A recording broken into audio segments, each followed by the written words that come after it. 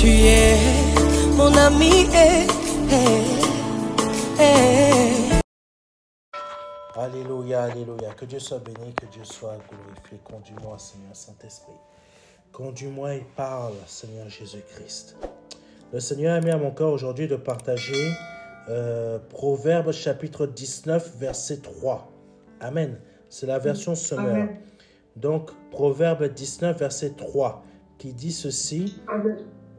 La sottise d'un homme cause son naufrage. Alors il s'en prend à l'Éternel. Amen. Amen. Amen. Je répète, la sottise d'un homme cause son naufrage. Alors il s'en prend à l'Éternel.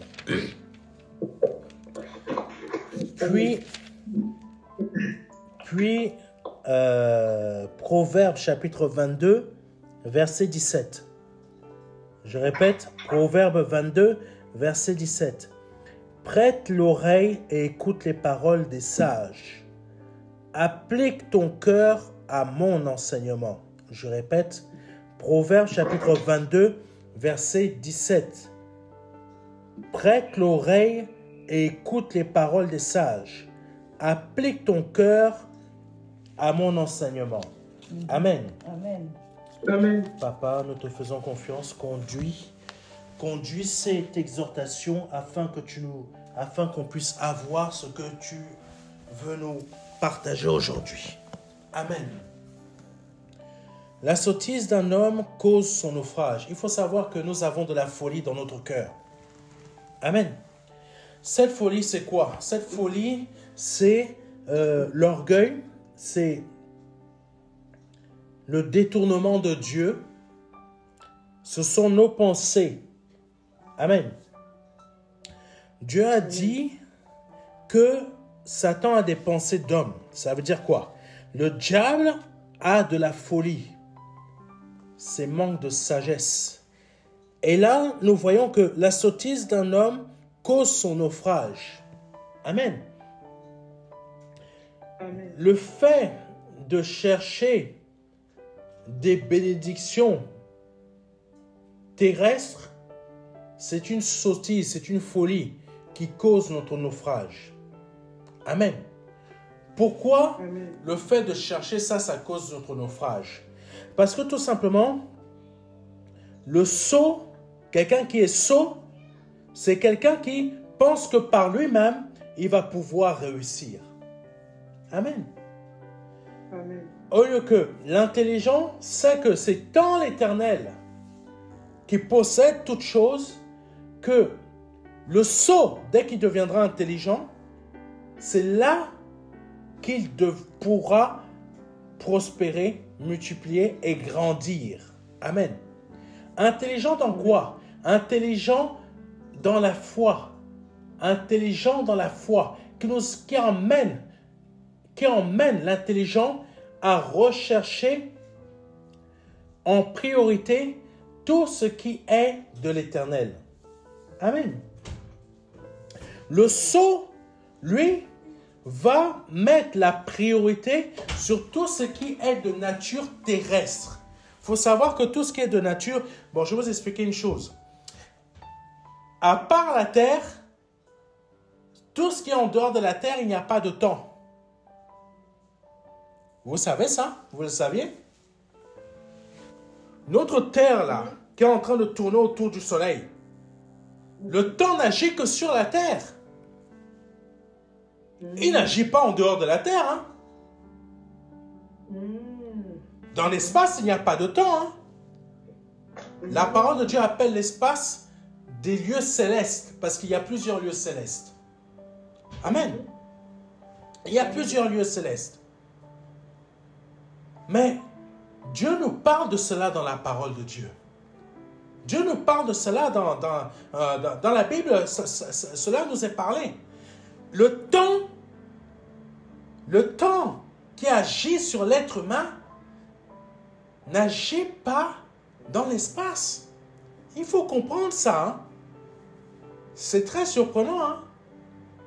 C'est très surprenant. Cela n'agit que sur la terre. Amen. Amen. Amen. La terre, vous allez comprendre, la terre, en une journée, elle a fait le tour complet du sol. En une journée, en 24 heures, elle a déjà tourné elle a fait un tour complet. Amen. Ça veut dire qu'en une journée, nous avons déjà perdu un jour. Amen. Mais quand on sort de la Terre, qu'on se trouve, si les gens qui vont à l'espace là-bas, les astronautes, le temps n'agit pas sur eux. C'est surprenant. C'est très, très, très surprenant. Le corps vieillit, mais le temps n'agit plus. Il faut savoir qu'il y a d'autres planètes où, pour qu'un jour passe, il faut l'équivalent d'une année ici.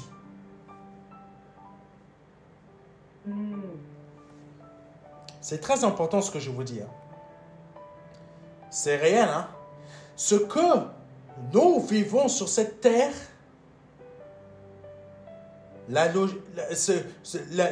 comment on appelle ça? Les effets naturels de cette terre, mais dès qu'on sort de cette planète, il n'y a plus d'effets naturels. Tout ce qui est au-delà de cette planète, donc l'espace, etc., c'est des choses qui dépassent l'intelligence de l'homme. C'est des choses qu'on appelle surnaturelles, qui n'ont aucune logique humaine, mais qui sont des forces plus puissantes, qui si ça devait agir sur cette terre serait détruite.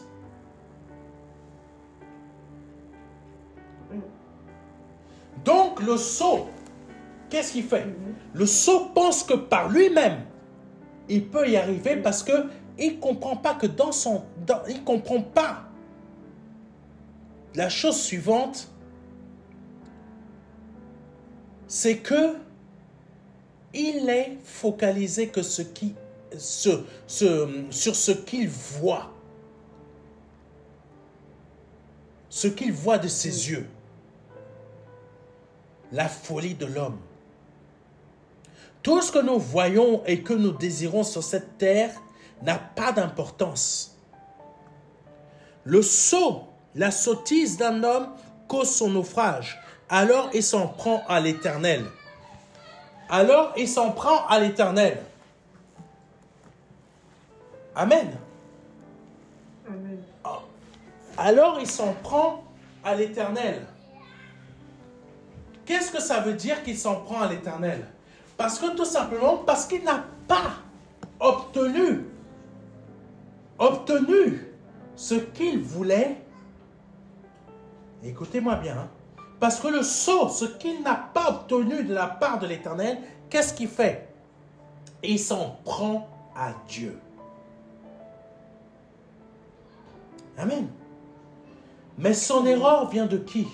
Son erreur ne vient pas de Dieu, son erreur vient de lui. Parce qu'il s'est focalisé sur des choses qui sont inutiles.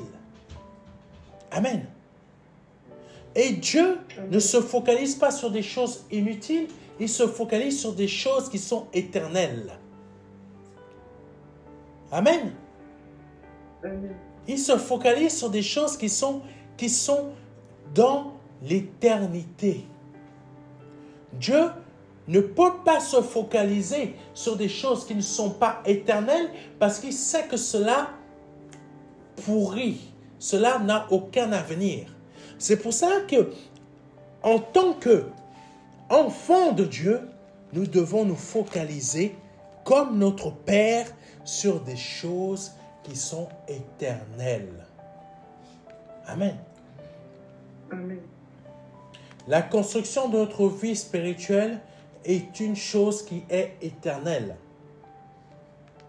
La construction de ta maison est une chose temporaire.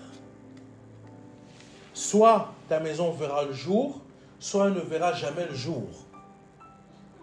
Amen. Soit tu vas tomber sur un constructeur sérieux, soit tu vas tomber sur un constructeur véreux. Amen. Et même si tu tombes sur un constructeur sérieux, tu ne sais pas si demain il va mettre la clé sur la porte. C'est de cela que le Seigneur nous parle aussi dans la parole.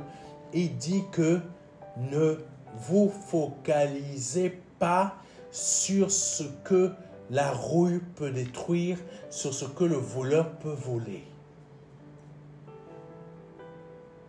Amen. Et la sottise de l'homme, c'est quoi? C'est se focaliser sur ce qui est temporaire, que la rouille va détruire, que le temps va briser, que le temps va affaiblir. Amen. C'est très important, hein? C'est très profond ce que je suis en train de partager. Parce que le sceau ne se focalise que sur ce qui est temporaire. Amen. Amen. Quand on se focalise que ce qui est temporaire et que nous perdons ce qui est temporaire, nous nous en prenons à qui? Pas à nous-mêmes. Le païen, celui qui n'est pas croyant, pour vous dire grossièrement, il va s'en prendre à quoi au destin? Il va s'en prendre à quoi? À toutes les personnes qu'il connaît. Mais il ne s'en prendra pas à lui-même. Et il va s'en prendre en quoi? Le petit verre là, il va le jeter par terre pour le casser. Il va prendre son vase, il va péter. Même s'il a des enfants, les enfants vont y prendre. Mais lui, il ne va pas s'en prendre à lui. Parce que son erreur, il veut la reporter sur quelqu'un d'autre. Sur l'Éternel. Mais le sot manque d'intelligence. Amen. Amen. Si nous apprenons à concevoir que cette terre, cette planète Terre, tout ce qui est dessus n'est que temporaire et est soumis à toutes sortes de destructions. Je ne sais pas si vous avez déjà constaté, quand il y a des personnes, surtout ici en France, les gens ont tout fondé, ils ont suivi le schéma type de la pensée du diable. C'est quoi? Ils ont tout fondé sur la construction de leur vie.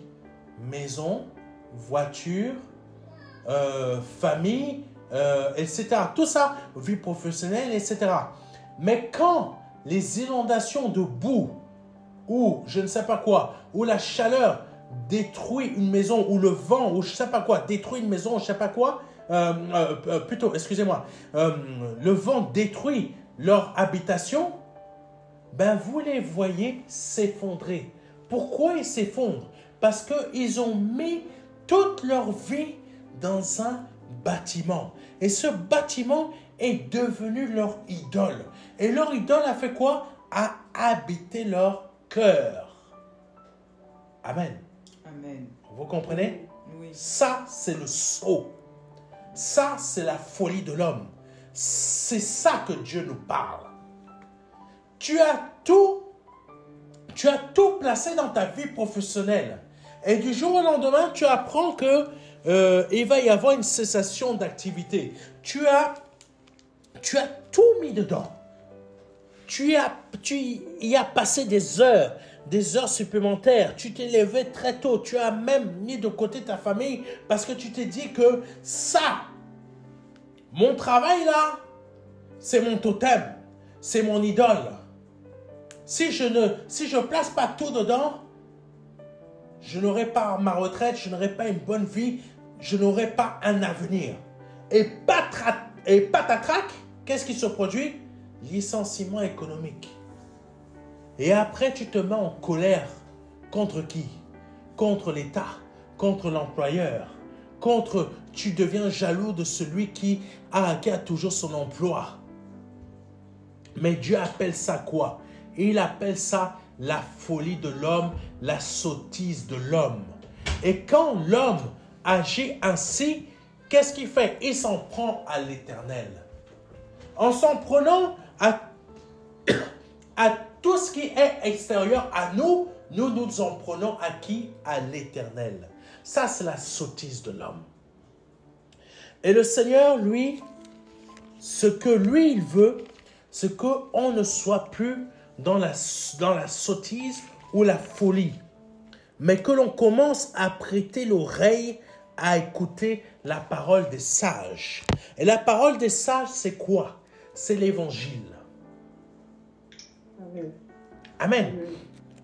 Amen. C'est l'Évangile qui nous est prêché, qui nous délivre de la sottise, de la folie et du fait que on confie notre avenir à un domaine professionnel, à une vie professionnelle, à un bâtiment parce qu'on a acheté une maison, ou on a fait construire une maison, ou on a acheté un appartement, on a construit notre appartement, on s'est marié, on a tout mis dedans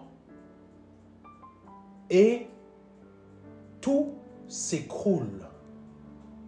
L'Évangile nous ouvre les yeux. Et c'est en prêtant l'oreille à la sagesse qu'est l'Évangile que nous sommes délivrés de placer notre trésor, de prendre ces choses humaines, terrestres, comme trésor pour que ça devienne des idolâtries dans notre cœur. Amen. Parce que Proverbe 22, verset 17 nous dit « Prête l'oreille et écoute les paroles des sages. Applique ton cœur à mon enseignement. » Ça parle de l'Évangile. Appliquons notre cœur à l'Évangile de Christ pour que nous soyons réellement délivrés de toutes sortes de choses que l'adversaire veut nous faire croire que ça va être le développement pour notre avenir. C'est en réussissant dans ton domaine professionnel que tu vas réussir ton avenir. C'est en réussissant, en devenant propriétaire que tu vas réussir ton avenir. C'est en devenant un mari ou c'est en te mariant que tu vas réussir ton avenir. Mais tout cela, c'est faux. Amen. Amen. C'est en devenant sage. C'est-à-dire quoi? En vivant l'Évangile que nous allons réussir réellement notre avenir. Pourquoi? Parce que nous allons chercher en premier l'Éternel. L'Éternel. Que nous allons avoir tout ce que nous ne cherchons plus. Quelqu'un me comprend? Amen. Le sot, il passe sa vie à chercher ce qui est terrestre, mais il passe à côté du royaume des cieux. Le sage applique sa vie à chercher tout ce qui est l'éternité, donc l'éternel, sa justice, son royaume, donc tout ce qui est l'éternité. Et il réussira non seulement sa vie spirituelle, il passera par la porte étroite, il ira dans le royaume des cieux, mais il aura aussi emmagasiné, il aura aussi obtenu toutes sortes de bénédictions qui vont pleuvoir dans sa vie, ici sur la terre. Parce que l'intelligent sait placer son trésor là où il faut. Ce qui veut dire qu'il ne placera pas son cœur dans des choses matérielles, il ne placera pas sa priorité et son temps dans des choses humaines et terrestres, parce qu'il aura compris que je dois racheter mon temps. Amen. Amen. Racheter notre temps, ça veut dire quoi? Ça veut dire racheter le temps que nous avons perdu en étant sots, en étant dans la folie.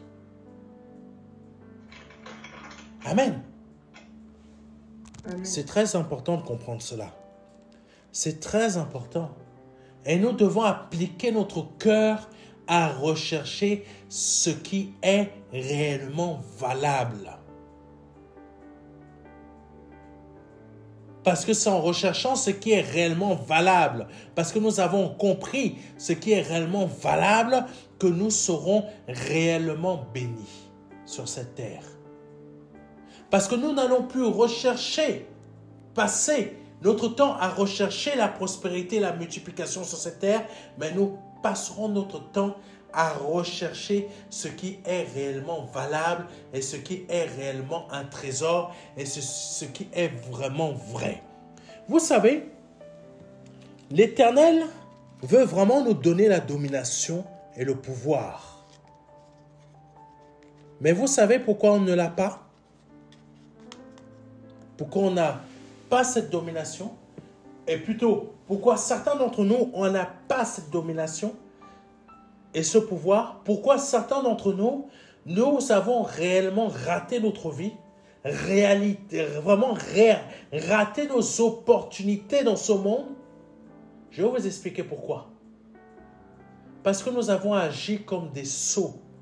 Nous avons placé notre cœur en direction du mauvais trésor. Amen. Amen.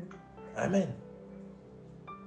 Les finances sur cette terre ne sont pas le bon trésor. Par contre, les finances que nous obtenons dans le ciel par rapport à l'évangile, c'est-à-dire je recherche ce qui est vrai dans ma vie et que je vais garder pour l'éternité, ça, c'est le véritable trésor. Et quand nous avons compris ça, c'est à ce moment-là que nous commençons à prospérer et à multiplier dans cette terre parce que nous ne recherchons plus les trésors de cette terre. Et c'est là que Dieu va nous les donner. Et au-delà même de ce que nous pensions à l'époque quand nous étions sots.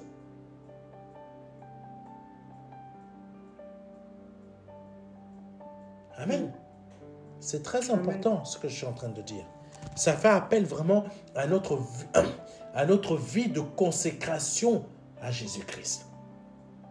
Ça fait appel à notre sanctification en Jésus-Christ.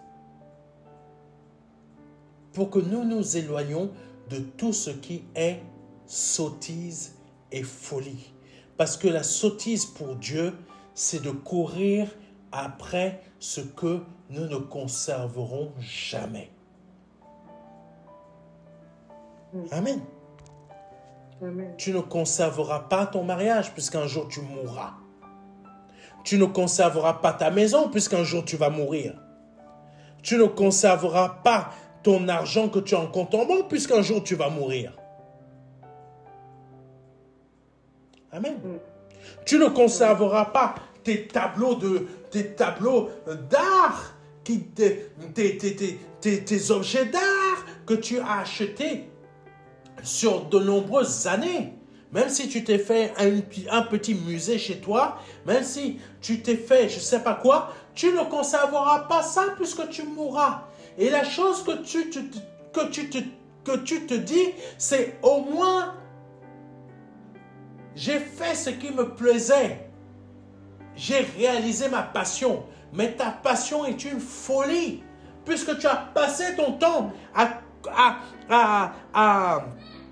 remplir ton cœur de ta passion, mais tu n'as pas passé ton temps à racheter le temps perdu dans tes passions pour pouvoir rentrer dans le ciel, gagner le ciel.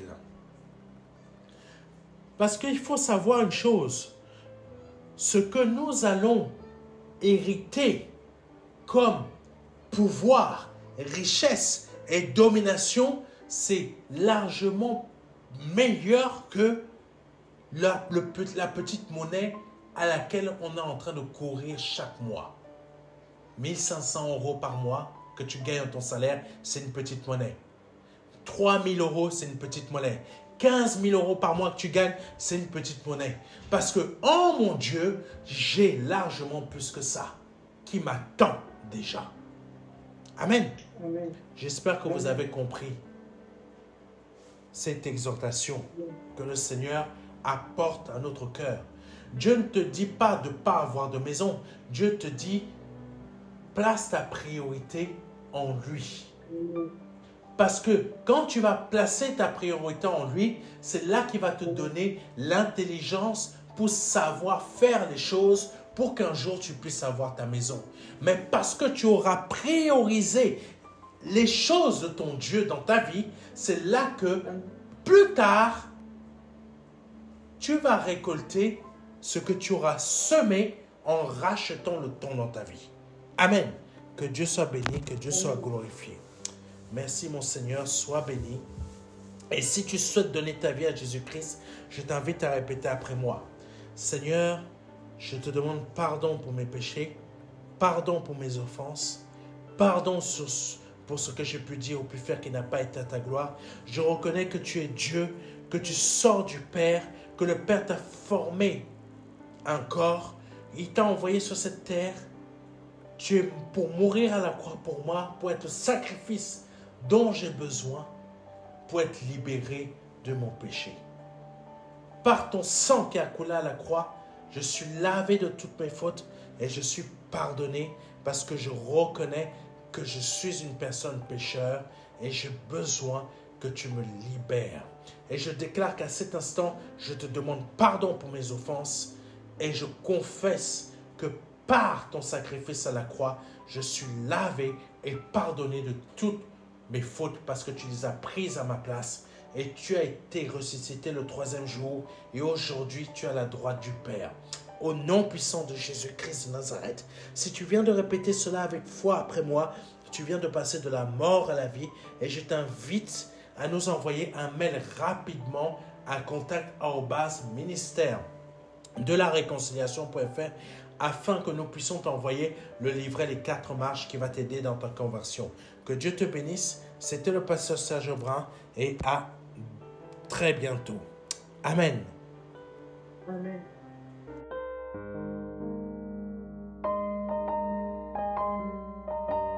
Jean 3, verset 16.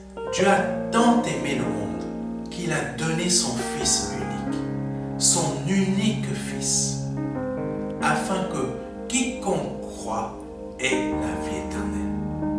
C'est un don, c'est une promesse que Dieu vous fait. C'est une grâce que Dieu est en train de vous faire. Parce que nous sommes sous la période de la grâce. C'est un très grand cadeau. La vie éternelle par le Seigneur Jésus-Christ. Aujourd'hui, vous avez la possibilité de passer par la porte étroite. Parce que le royaume des cieux vient frapper à votre porte. Oui, je vous le dis. Le royaume des cieux vient frapper à votre porte. C'est un grand cadeau que l'Éternel vous fait. Vous avez la possibilité de l'accepter. De dire oui, Seigneur. Je t'accepte comme mon seul Seigneur et Sauveur. Je t'accepte comme mon Dieu. J'accepte de t'ouvrir la porte de mon cœur afin que tu rentres dans ma vie et afin que je me libère de mes péchés et que je les confesse devant toi et que je me répands de ma vie passée, de ces offenses, de toutes ces choses que je confesse devant ta face aujourd'hui. Je reconnais qu'il faut que je passe par cette porte étroite. Cette porte étroite dont le nom est Jésus. J'accepte de te donner ma vie aujourd'hui. Le Seigneur vous appelle à le faire aujourd'hui afin que vous puissiez passer de la mort à la vie.